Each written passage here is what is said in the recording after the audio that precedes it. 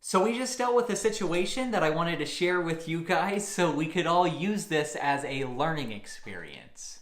One of my employees showed up to do a drop-in visit, and the client had an electronic lock with a code, and the code was not working.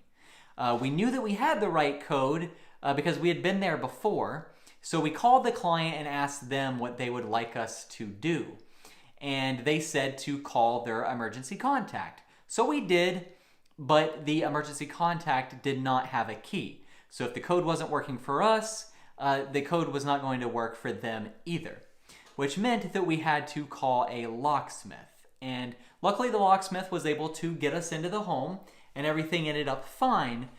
But I wanted to say that you should always ask for 2 ways to access the home. And we had not done that in this situation.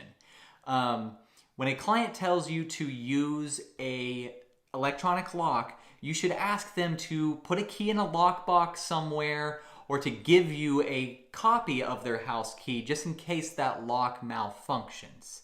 And then you should also always verify that the emergency contact on file is not only in town, but has a way to access the home. Because if they're not in town and if they don't have a way to access the home, then they are useless as an emergency contact.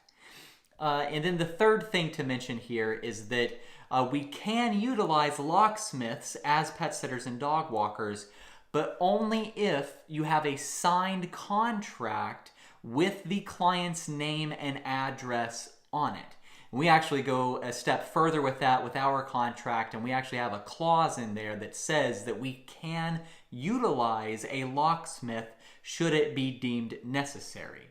Locksmiths will ask to see either identification with the home's address on it to prove that you live there, or they're going to need to see some form of contract before they can provide you access to the home. So I just wanted to quickly relay this situation to you guys so that we could all learn from it. Hopefully you guys will never have to deal with this. Be sure to subscribe to the channel so that you don't miss out on my tips and tricks for pet sitters and dog walkers. I'm Doug the Dog Guy from Bad to the Bone Pet Care, reminding you to stay positive.